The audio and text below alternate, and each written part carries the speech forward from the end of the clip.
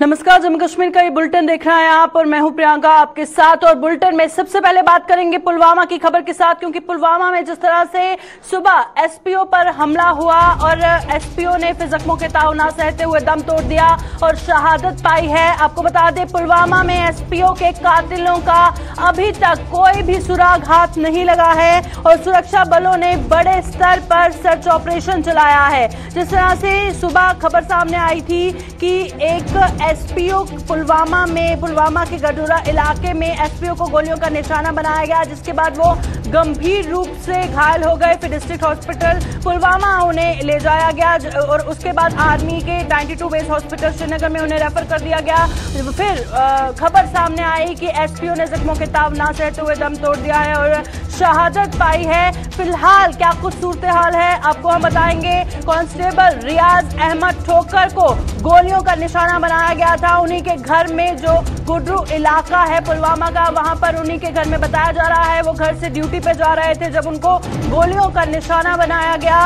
और उसके बाद अभी क्या कुछ सूरत हाल है वो आपको बताएंगे, क्योंकि बेहद ही दुखद है कि एक एसपीओ को जिस तरह से निशाना बनाया गया, उन पर हमला हुआ और उसके बाद उन्होंने शहादत पाई है। उनके कातिलों का अभी तक कोई भी अता पता नहीं चल पाया है। तस्वीरें इस वक्त ग्राउंड से भी हम आपको दिखा रहे हैं और एसपीओ ठोकर जिनको गोलियों का निशाना बनाया गया था, उनकी तस्वीर भी इस वक्त आप अपनी स्क्रीन पर देख रहे हैं। और जिस तरह का वादी कश्मीर का माहौल बना हुआ है उसे लेकर क्या कुछ सूरत हाल है हम आपको बताएंगे। और कल एक कश्मीरी पंडित को निशाना बनाया गया था गोलियों का और आज एक पुलवामा में एक एसपीओ को गोलियों का निशाना बनाया गया। लगातार जो हालात हैं वो सेंसिटिव होते नजर आ रहे हैं। और सबसे पहले हम साउथ कश्मीर के पुलवामा की बात कर रहे हैं, जहां पर एसपीओ पर अटैक हुआ था और क्या कुछ सूरत हाल है वो बताएंगे, क्योंकि बताया जा रहा है कि उनके घर के बाहर ही एसपीओ रियाज अहमद ठोकर जब अपने ड्यूटी पर जा रहे थे, अपने घर से ड्यूटी की ओर अपने ड्यूटी पर जा रहे थे, उसी बीच इनको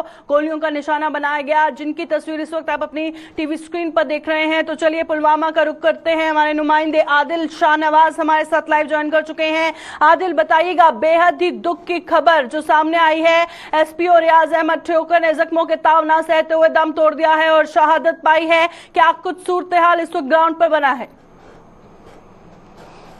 जी बिल्कुल प्रियंका, हम आपको बताएं कि जो हमला हुआ था एक पुलिस एहलकार के ऊपर गुडूरा पुलवामा में आज सवेरे, तो उसको पहले पुलवामा लाया गया था। हेलो जी आदिल, बताइएगा, आप उनके घर पर भी सुबह से मौजूद हैं, ग्राउंड पर किस तरह का सूरत हाल बना हुआ है जिस तरह से एक एसपीओ ने शहादत पाई है? जी बिल्कुल, हम आपको बताया कि जो पुलिस इसमें जख्मी हुआ था तो फिर इसको इलाज के लिए श्रीनगर लिया गया था जहां इसकी डेथ हुई है। तो अगर हम इलाके की बात करें, जो लोग हैं सवेरे से यहाँ आ रहे हैं और काफी मायूस दिख रहे हैं, क्योंकि इस तरह के हमले जो हो रहे हैं खासकर कश्मीर में, तो इनका यही कहना था कि ऐसे हमले जो है वो रोकने चाहिए, नहीं होने चाहिए। तो काफी गम मायूस है काफी सारे लोग। बिल्कुल, और आप उनके घर पर भी गए, उनके फैमिली मेंबर्स से भी आपने बातचीत की। जाहिर तौर पर पूरे इलाके में मातम पसरा हुआ है, घर वालों का रो रो कर बुरा हाल है। शायद हम लफ्जों में बयां नहीं कर सकते कि उन पर क्या बीत रही होगी। हालात काफी वहां पर सेंसिटिव बने हुए हैं। और फैमिली मेंबर से आपकी बातचीत हुई, उनके रिलेटिव से, उनके घर वालों से जब बातचीत हुई, क्या कुछ कहना था उनका? जी बिल्कुल, उनका यही कहना था कि ये काफी अपनी जो ड्यूटी है वो अच्छी तरह से निभा रहे थे, किसी ऐसे काम में मुलव्वस नहीं थे, कोई इनके अगेंस्ट काम नहीं था। तो इन सब का जो खासकर इनके जो रिलेटिव है या जो इनके पड़ोसी है आस पड़ोस में रहते हैं, तो वो भी काफी मायूस थे इस हमले को लेकर और यही अपील की हुई उन्होंने बार बार, ऐसे जो हमले हो रहे हैं ये नहीं होने चाहिए फ्यूचर में, क्योंकि इससे सिर्फ हालात जो है वो दिन ब दिन बिगड़ते जा रहे हैं। और अगर हम बात करें इसकी फैमिली की, तो वहाँ पे भी काफी गम मायूस छा रही। और फिलहाल अगर आखिर में बताइएगा, ग्राउंड पर किस तरह की सिचुएशन बनी हुई है? क्या रिस्ट्रिक्शंस वहां पर देखने को मिल रही है? सर्च ऑपरेशन अभी भी जारी है? जी बिल्कुल, इस हमले के बाद ही जो सिक्योरिटी फोर्स ने पूरे इलाके का मुहासरा किया था और सर्च ऑपरेशन जो है वो काफी देर तक चला रहा।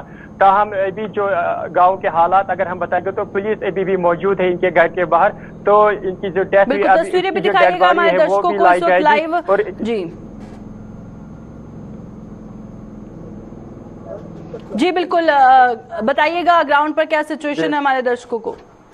और जो अब जो आखिरी अंजुमान रस्मात है उनको इनके आबाई गांव में दी जाएगी। फिलहाल जो वेस्ट रेवेन्यू सेरेमनी है वो DPL पुलवामा में दी जाएगी, जहां पे तैयारी मुकम्मल हो रही है। DIG south Kashmir, SSP Anantnag और SSP पुलवामा भी मौजूद रहेंगे। बिल्कुल, शुक्रिया आदिल हमारे साथ ज्वाइन करने के लिए। पुलवामा से आदिल हमें जानकारी दे रहे थे। आदिल शाहनवाज लगातार उनके घर पे भी मौजूद हैं, उनके घर वालों से बातचीत की है और आप अंदाजा लगा सकते हैं कि क्या कुछ उन पर बीत रही होगी। तो चलिए अब बात करते हैं बडगाम की। कल जिस तरह से एक कश्मीरी पंडित, एक गवर्नमेंट एम्प्लॉय राहुल भट्ट को गोलियों का निशाना बनाया गया तहसील ऑफिस चाडूरा में, और उसके बाद उन्होंने भी जख्मों के ताब ना सहते हुए दम तोड़ दिया। खबर क्या है? खबर हर किसी को पता है। कल से ही जो तस्वीरें सामने आ रही हैं, बडगाम से जो तस्वीरें सामने आई हैं, बडगाम के शेखपुरा में से जो तस्वीरें सामने आ रही हैं, जम्मू से जो तस्वीरें सामने आ रही हैं, कश्मीर घाटी से जम्मू तक कश्मीरी पंडित सड़कों पर उतरे हैं। सामूहिक इस्तीफा देने की मांग पर कश्मीरी पंडित मुलाजिम अड़े हुए हैं और उनका कहना है कि हम सब मास रेजिग्नेशन देंगे और कश्मीर में नौकरियां नहीं करेंगे, क्योंकि यहाँ पे जिस तरह से कश्मीरी पंडित को टारगेट किया जाता है उसको लेकर जो माहौल बना हुआ है, उनका कहना है कि मास रेजिग्नेशन, तमाम जो कश्मीरी पंडित मुलाजिम हैं कश्मीर में वो मास रेजिग्नेशन देना चाहते हैं। तस्वीरें इस वक्त आपको हम स्क्रीन पर दिखा रहे हैं। राहुल भट्ट के परिजनों ने 2 करोड़ के मुआवजे की जो मांग की है, उनका कहना है कि राहुल भट्ट की जो जॉब है उनकी वाइफ को दी जानी चाहिए। उनकी बेटी 6 साल की जो मासूम बच्ची जो कभी भी अपने पापा से नहीं मिल पाएगी, उनके लिए उनकी डिमांड है कि उनका जो खर्चा है उसे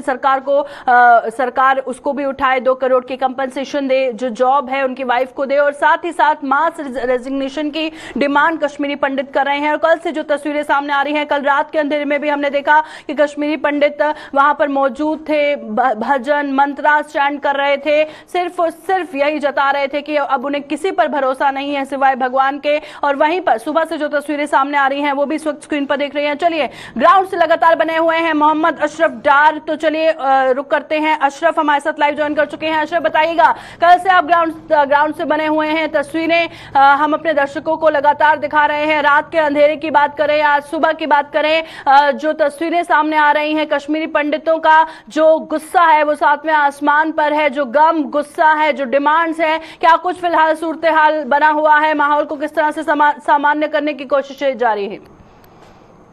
देखिए प्रियंका, कल 5 बजे से लगातार इसी रोड पे ये जो है श्रीनगर और बडगाम का जो रोड है शेखपुरा की जगह पे जहाँ पर माइग्रेंट कॉलोनी के लोग रह रहे हैं, तो वो कल 5 बजे से लेकर अभी तक लगातार प्रदर्शन कर रहे हैं और रोड पे बैठे हुए और अपना एहतजाज दर्ज कर रहे हैं। उनका यही मुतालबा है, जब तक LG मनोज सिन्हा यहाँ नहीं आएंगे तब तक हम नहीं हटेंगे। क्योंकि अगर हम कल की बात करें तो यहाँ पर डिविजनल कश्मीर आए थे, साथ ही SSP हो, IG कश्मीर हो, DIG हो, सब यहाँ पर आए थे इनकी साथ बात करने के लिए, मगर इन्होंने बात करने से इनकार किया। ना यही कहा कि जब तक यहाँ पर खुद मनोज सिन्हा जी नहीं आएंगे तब तक हम यहाँ से नहीं हटेंगे, क्योंकि इनका ये कहना, कई बार हमें डिविजनल कमिश्नर की तरफ से इस बात का विश्वास दिया गया कि आपकी सिक्योरिटी को, आपकी जो हिफाजत को वो सही बनाया जाएगा, मगर ऐसा नहीं हुआ।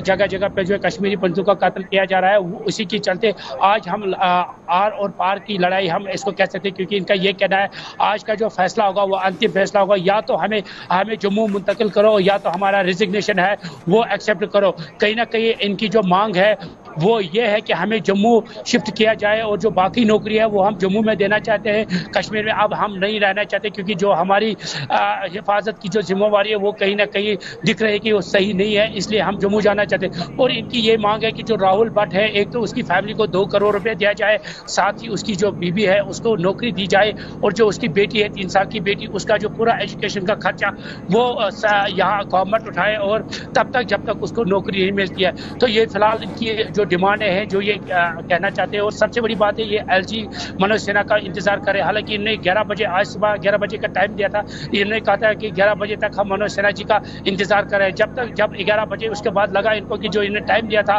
उस टाइम पे जो है मनोज सिन्हा जी नहीं आए, इसके बाद ये लोग जो है श्रीनगर का जो इंटरनेशनल एयरपोर्ट रोड है हुमामा, उसको ब्लॉक करने के लिए यहाँ से निकले थे। और जैसे ही यहाँ से निकले तो पुलिस ने जो है इनको रोका, टायर के शेलिंग की, आंसू गैस के गोले दागे गए, जिसमें कई ऐसे प्रदर्शनकारी वो जख्मी भी हुए हैं और कुछ लोगों को जो है गिरफ्तार भी किया गया है।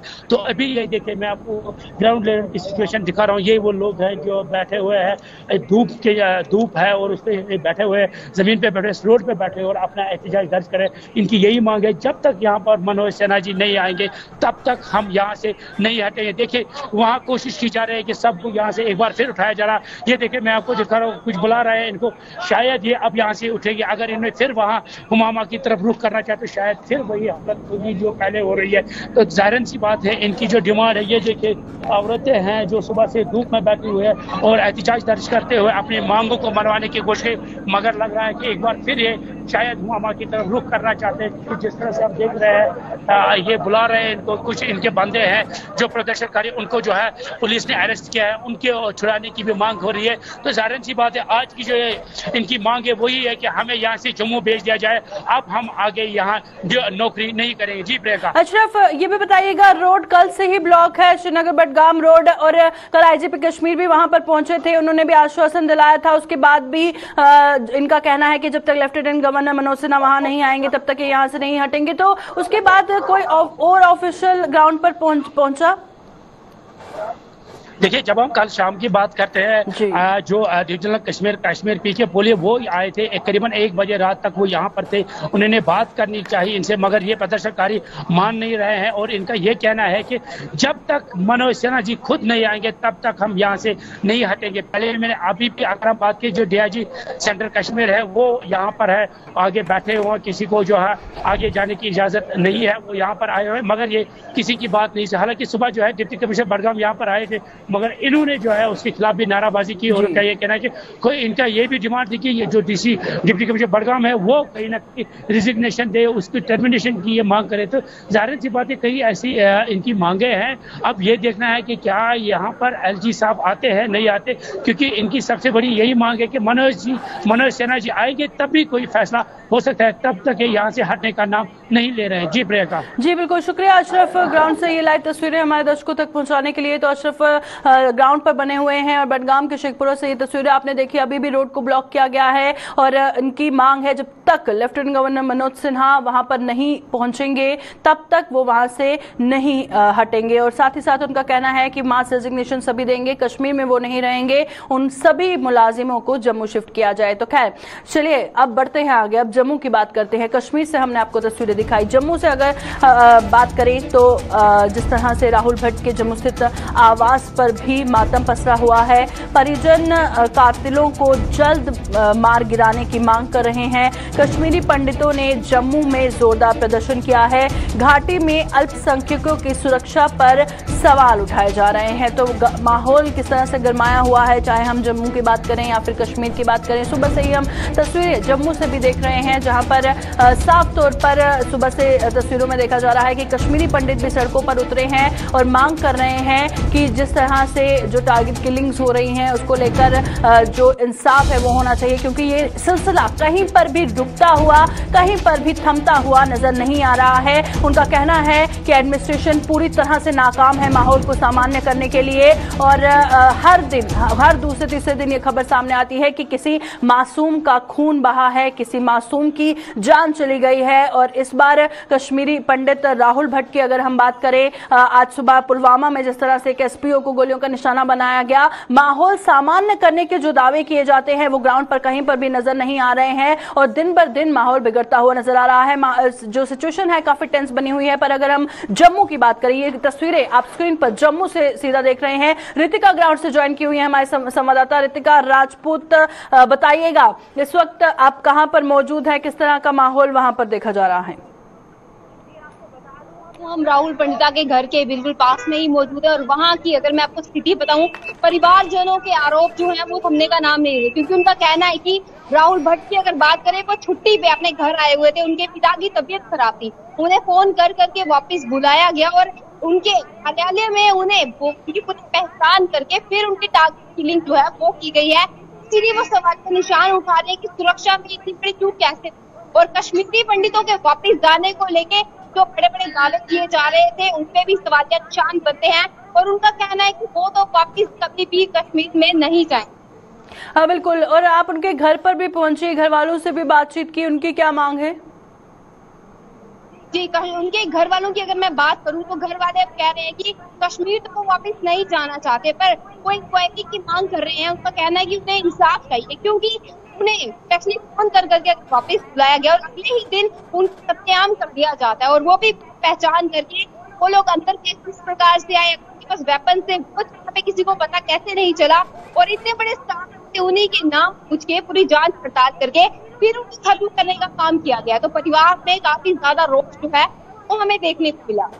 बिल्कुल, और आखिर में बताइएगा, क्योंकि सुबह से जो तस्वीरें जम्मू से सामने आ रही हैं हमारे दर्शकों को वे हम दिखा रहे हैं, अलग अलग संगठन सड़कों पर उतरे हैं, कश्मीरी पंडित सड़कों पर उतरे हैं, उनकी सपोर्ट के लिए काफी लोग आए हैं और लगातार इंसाफ की गुहार लगा रहे हैं। कहां कहां पर क्या क्या हो रहा है और सुबह से कैसा माहौल जम्मू में देखने को मिल रहा है? आपको बता दूं, संयुक्त जम्मू और कश्मीर में जितने भी इनकी कश्मीरियों की कम्युनिटी है, हर जगह पे प्रदर्शन किए जा रहे हैं, वो सरकार के खिलाफ नारेबाजी भी कर रहे हैं, क्योंकि वो कह रहे हैं कि जो जेनोसाइड हुआ था आज से 1 साल पहले जो उन्हें निकाला गया था, आज भी उनका कहना है कि जो टेररिस्ट हैं आज भी वो इसी चीज को लेकर निशाना बना रहे हैं। एक खास कम्युनिटी को कश्मीर से खत्म करने की कोशिश की जा रही है, ऐसा कुछ कहना है परिवार से संबंध रखने वाले लोगों का।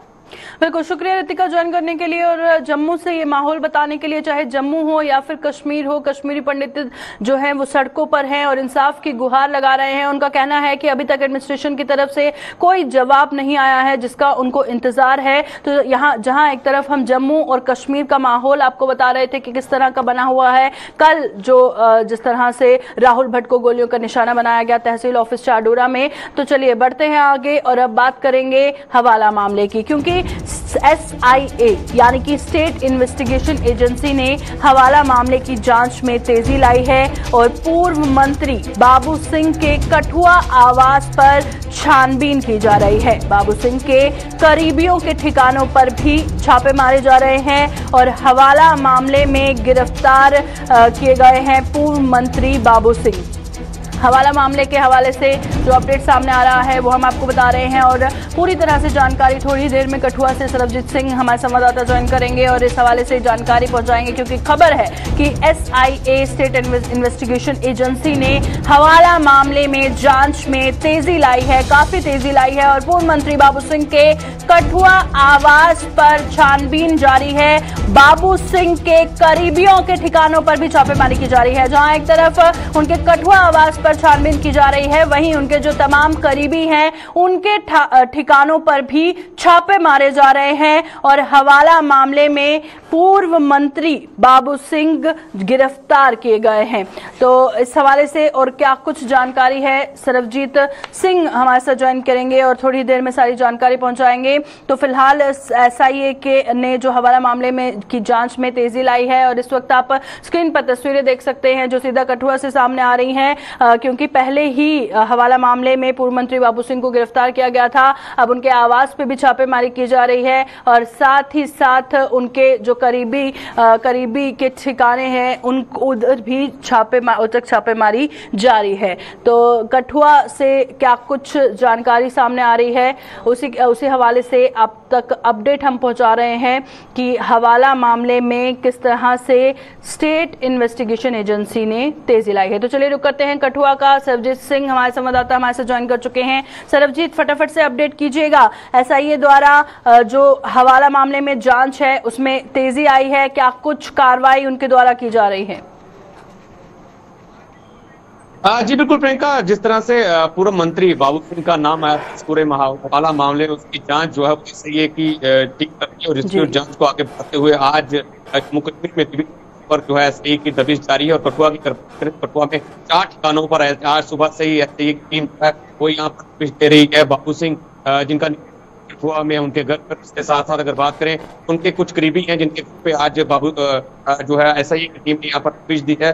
जब से ये पूरा सामने आया है मामले में, ये जांच जो है वो आगे चल रही है, तो उसकी जांच का नतीजा है, उस जांच का पार्ट है कि आज SIA की टीम करके ही कठुआ जिसमें बाबू सिंह के निवास स्थान पर उनके साथ साथ गाँव और के क्षेत्र में SIA की टीम यहाँ पर पहुंची थी और तक ये टीमें यहाँ पर जांच करती थी। उस रात 12 बजे की ये टीम यहाँ से की ओर रवाना हुई है। बिल्कुल, शुक्रिया सरबजीत ज्वाइन करने के लिए। सरबजीत सिंह हमारे साथ कठुआ से ज्वाइन किए हुए थे, सारी जानकारी देते। तो चलिए बढ़ते हैं आगे और अब बात करेंगे रामबन की, क्योंकि रामबन में स्कूल टाइमिंग्स चेंज करने को लेकर जो मांग है वो पेरेंट्स और बच्चों द्वारा की जा रही है और उसी के चलते सुबह 8 बजे से 2 बजे तक स्कूलों का समय रखने की मांग की जा रही है। रामबन में स्कूल टाइमिंग्स को बदलने की मांग बच्चे कर रहे हैं, उनके जो वालिदान हैं उनके द्वारा ये मांग की जा रही है कि सुबह 8 बजे से 2 बजे तक स्कूलों का समय जो है उसे रखना चाहिए। और फिलहाल जो समय है वो बिल्कुल बहुत परेशानियां उनको हो रही हैं। इस हवाले से शिक्षा विभाग ने इस बार भी जो स्कूल का समय है वो नहीं बदला है। सुबह 10 बजे से 4 बजे के समय में कोई भी बदलाव फिलहाल नहीं हुआ है। और अक्सर ऐसा देखा जाता था कि गर्मियों के मौसम में जो वक्त है उसे बदल दिया जाता था स्कूल टाइमिंग्स को लेकर, पर अभी भी जो 10 बजे से 4 बजे का समय है उसमें किसी तरह का कोई बदलाव नहीं आया है। और उसी के चलते रामबन में स्कूल टाइमिंग्स को बदलने की मांग बच्चों द्वारा की जा रही है। उनके जो वालिदान हैं वो लगातार मांग कर रहे हैं जो फिलहाल सुबह 10 बजे से 4 बजे तक स्कूल का टाइमिंग्स है उसे बदल के 8 बजे से 2 बजे कर दिया जाए। तो चलिए रुक करते हैं रामबन का। नदीम हमारे साथ लाइव ज्वाइन कर चुके हैं, हमारे संवाददाता। नदीम, बताइएगा क्या कारण बताया जा रहा है, क्योंकि अक्सर ऐसा देखा जाता है कि गर्मियों के मौसम में टाइमिंग्स को बदल दिया जाता है। क्या कारण है कि अभी तक 10 से 4 का जो टाइम है उसे बदला नहीं गया है?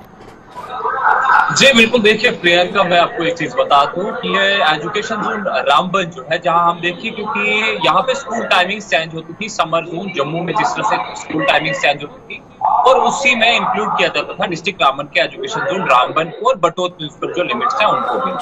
लेकिन जब हम देखें क्योंकि अब की बार ऑर्डर तो निकाला, स्कूल टाइमिंग चेंज हुई, समर जोन की पूरी जो जम्मू डिवीजन के समर जोन की टाइमिंग तो चेंज होगी, लेकिन रामबन एजुकेशन जोन को उससे एक्सक्लूड किया गया है, उससे बाहर रखा गया है। और आज जब हम बच्चों से बात करें तो बच्चों का ये कहना था कि टेम्परेचर बढ़ता जा रहा है, शिद्दत की गर्मी में मॉर्निंग असेंबली जब हम 10 बजे स्कूल पहुंचते हैं और उसके बाद आपको कड़कती धूप में एक ग्राउंड में मॉर्निंग असेंबली के लिए जाना है तो काफी परेशानियां होती, का बाइस बनता है।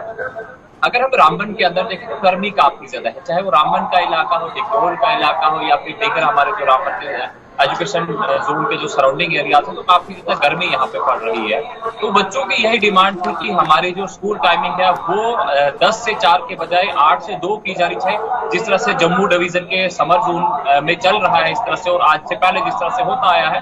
हालांकि इस बारे में हमारी डायरेक्टर स्कूल एजुकेशन जम्मू से भी बात हुई, उन्होंने कहा है कि जो भी concern chief education officer Ramban है हम उनसे बात करेंगे और अगर इस मामले का कोई हल निकलता है और अगर इस तरह के यहाँ पे टेम्परेचर जो है ज्यादा है तो इस पर जरूर चेंजिंग लाई जाएगी। अब देखना इस तरफ होगा कि क्या बच्चों को इस गर्मी से राहत दिलाई जाती है या नहीं। जहां डायरेक्टर एजुकेशन स्कूल जम्मू ने तो कहा है कि जनाब हम इस पे चेंजिंग लाएंगे, बच्चों की डिमांड है कि स्कूल टाइमिंग 8 से 2 की जाए। और जहां डिपार्टमेंट अथॉरिटीज की बात करें उन्होंने भी इस चीज पे यकीन दिलाया है कि इस पे जो है चेंजिंग लाई जाएगी। चेंजिंग कब तक लाई जाएगी ये देखने का काफी दिक्कत होगा। फिलहाल रामबन के जो स्टूडेंट्स है उनका यही कहना है कि स्कूल टाइम को चेंज किया जाए। जी बिल्कुल, शुक्रिया नदीम ज्वाइन करने के लिए। नदीम रामबन से हमारे साथ जुड़े हुए थे, जो सारी जानकारी इस हवाले से दे रहे थे और बता रहे थे कि जिस पेरेंट्स और बच्चों की मांग है स्कूल टाइमिंग्स को बदलने को लेकर, उन्होंने एडमिनिस्ट्रेशन से गुहार लगाई है कि बच्चों की जो स्कूल टाइमिंग्स है उसे बदला जाए।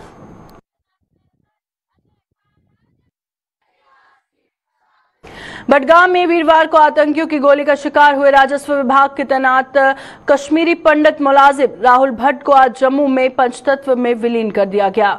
उनका पार्थिव शरीर बडगाम से जम्मू के बनतलाब इलाके में स्थित उनके आवास पर पहुंचाया गया, जहां हजारों लोगों ने उन्हें श्रद्धांजलि दी और उसके बाद उनका अंतिम संस्कार कर दिया गया। उनके अंतिम संस्कार के मौके पर जम्मू के डिविजनल कमिश्नर रमेश कुमार सहित पुलिस प्रशासन के अन्य आला अधिकारी व सियासी दलों के नेता भी मौजूद थे।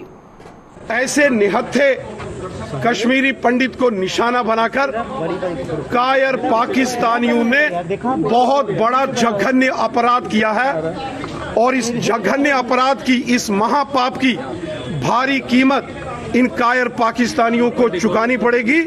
जमीन के पाताल से निकाल कर इनको मौत के घाट उतारा जाएगा। ये अक्षम्य पाप है, इसको क्षमा नहीं किया जा सकता। एक बहुत चिंतनीय मामला है। जिन परिजनों ने अपने सगे संबंधी को खोया है, जिन परिजनों ने अपना बेटा खोया है, जिन परिजनों ने अपना भाई खोया है, स्वाभाविक है कि उनके दिल में बहुत तकलीफ, रोष और गुस्सा है। खून का रिश्ता है और साथ ही साथ ये मानवता का कत्ल है, इंसानियत का कत्ल हुआ है। एक ईमानदार व्यक्ति जो अपनी सेवाएं दे रहा था, उसने किसका क्या बिगाड़ा था? उसने ईमानदारी के साथ वहां लोगों की खिदमत कर रहा था, सेवा कर रहा था। उसको जो निशाना बनाया गया है, ये इंसानियत का कत्ल किया गया है। गुनाहगारों को किसी कीमत पर माफ नहीं किया जाएगा। हमारी सेना, हमारी पुलिस और पैरामिलिट्री फोर्सेस के जवानों ने कश्मीर घाटी के अंदर जितने भी आतंकवादियों के बड़े आतंकी सरगना हैं, उनको पहले ही मौत के घाट उतार दिया है। कुछ जो बचे खुचे हैं और अपने आप को छिपकर कभी जंगल में, पहाड़ में और रात के अंधेरे में वार करते हैं, इनका भी सफाया करें। अभी के बुलेटिन में फिलहाल इतना ही। दीजिए इजाजत। नमस्कार।